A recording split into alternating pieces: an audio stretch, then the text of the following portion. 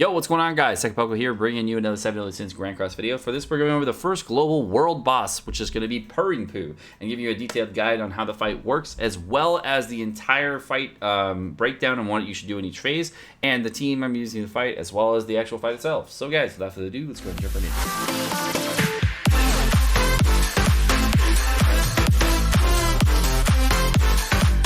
Alrighty, so let's go ahead and go into Puringpu. Alright. So Puringpu, as a fight goes, we can go check him out just real quick. Now, the thing that you have to do for Puringpu is that he has medals in the exchange shop right here, and each of the medals can be you can get for certain rewards here. And the fight is, of course, going to be 160,000 combat class on extreme mode. It's only going to have one phase, but it's going to alternate between 3 different modes. The boss starts out at 5 million HP, 10,000 defense, and 6,000 attack. You can see he has 3 different sets here with a 5.5 million, all the same HPs, but the attack and defense values change a little bit, as well as the skill sets. Now, when the boss is on this normal phase right here, the boss is going to have 2 different abilities. The first one's going to inflict damage equal to 300% attack and deplete ultimate gauge by 1 or 3 on one target. The second ability here is going to inflict damage equal to 180% attack on enemies and fill his own ultimate gauge by 1 or 2 orbs and cap out at 300%. Finally, he's going to do this other attack called Insult. Insult is going to inflict damage equal to 120% against all enemies and disable recovery skills for 1 turn.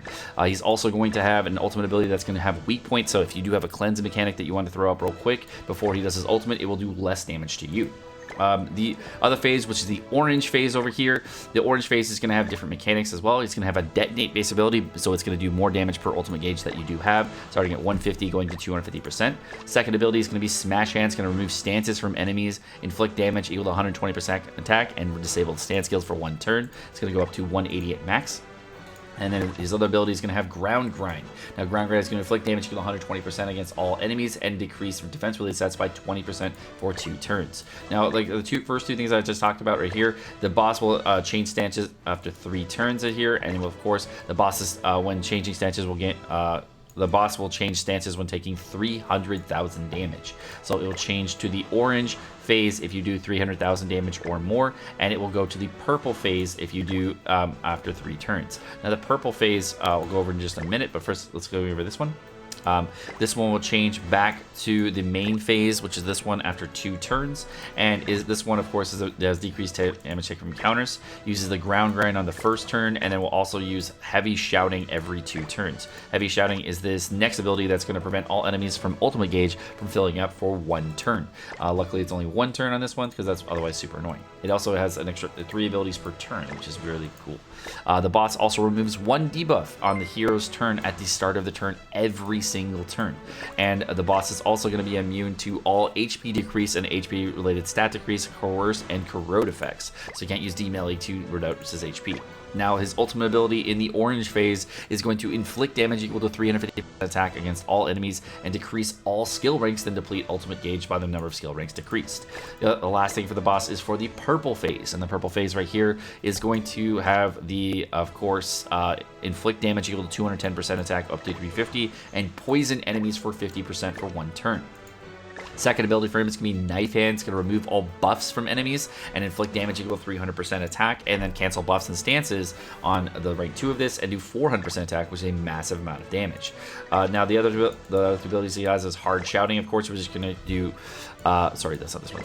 Hard Shouting right here, which is going to remove debuffs from all allies and increase defense-related stats by 150% for 3 turns. So when he's in the purple phase, he's more defensive and hits really hard. And the last thing on him is going to cancel stances against 1 enemy and inflict damage equal to 210% attack, and then stun enemies for 1 turn.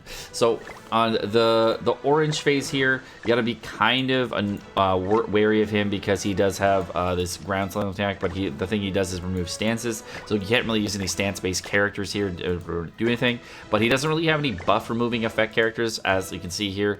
There's nothing that really removes buffs unless it's going to be in this phase here, which is going to be the purple phase, where she's going to actually remove buffs. And the only way he gets the purple phase here is after 3 turns. So the way that you can get him to if you get him to the orange phase, what happens if you just keep doing enough damage, he'll just alternate between the orange and the purple phase. So you just have to keep your damage up to do over 300,000 damage every couple turns, and then you'll be able to then move to the next phase. The next thing about the boss here, of course, is the he's going to have ability to cancel buffs and stances against one enemy, inflict damage equal to 210% attack, and stun an enemy for 1 turn, and prohibit all actions. So make sure he doesn't get to the purple phase, otherwise if you are using a Derriere or any kind of buff mechanics, he will remove all your buffs. And the ultimate ability on this one, of course, is weak point and does extra damage.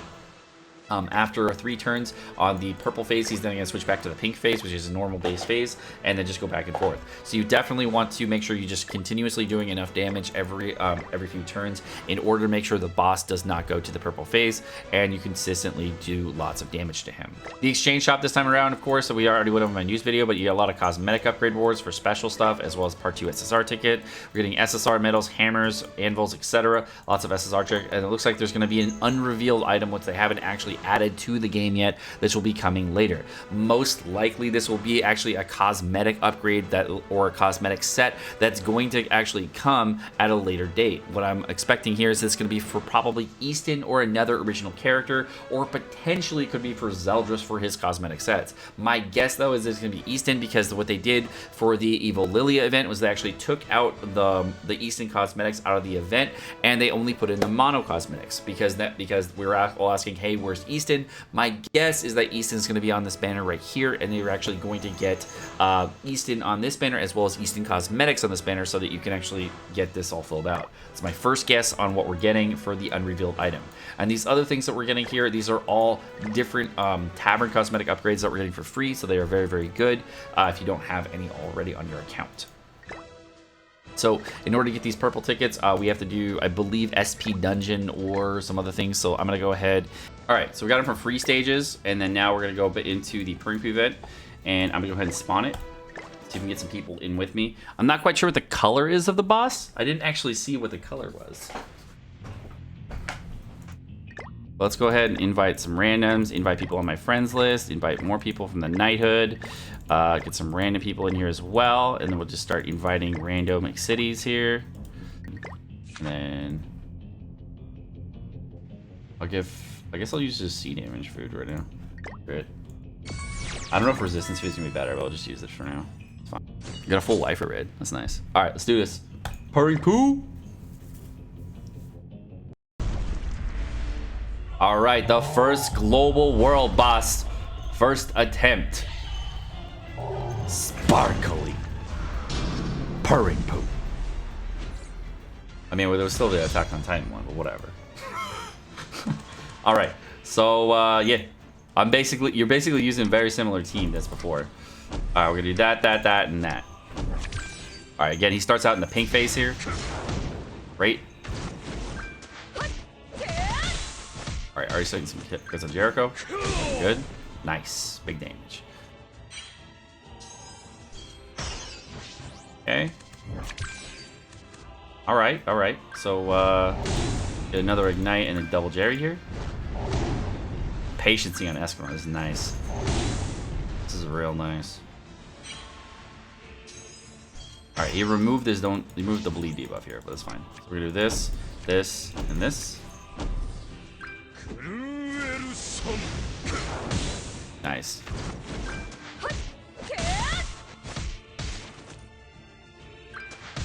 Not critting yet. That's fine.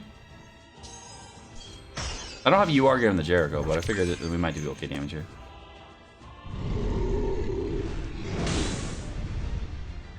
Alright. There's his ulti on Jericho. Unfortunate, but it happens. Alright. Alright, get this minute attack steals down. One of these and one of these. And hopefully get a little life steal in here, a little crit chance, and then we can potentially get him. So we almost have enough to get him to the next phase here. Cool, we got 86,000. Alright, cool. We got him to the next phase. Looks like now he's going to the orange phase. Great. Bam. Dance disable. Damage here. Alright, so what we're going to do is defense skills down, ulti. Because he doesn't really put buffs on himself until he gets to the other phase, and that's totally fine. Alright, so we're going to do defense skills down, one of these, and one of these. Kind of lagging a little bit on this. I don't know why. Nice, 600,000. Very good, very good. Nice little 100k from Valenti. Nice. Cool. Alright, so we lost one of the abilities, no big deal. There's the ulti, AoE on everyone, no big deal.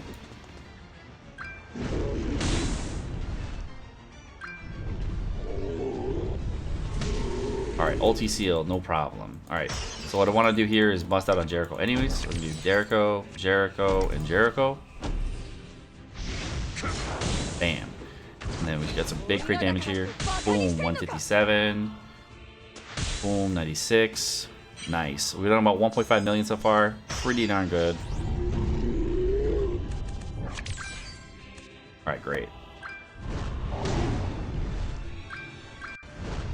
Now you can still bring Dairy here, no problem. I just figured, you know, this would be fun. Alright, so we're gonna go ahead and I'm gonna ignite real quick. I'm gonna drop one of these, and then I'm gonna drop another ignite, and we'll get this merge here.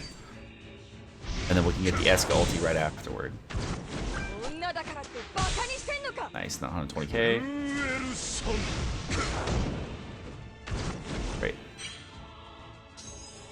Alright, we got Eska's ulti here. Alright, looks like we're gonna pop this one right here, this, and this.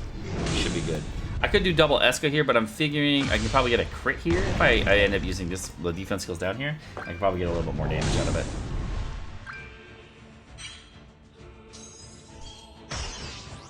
Alright, so let's go this, this, and this.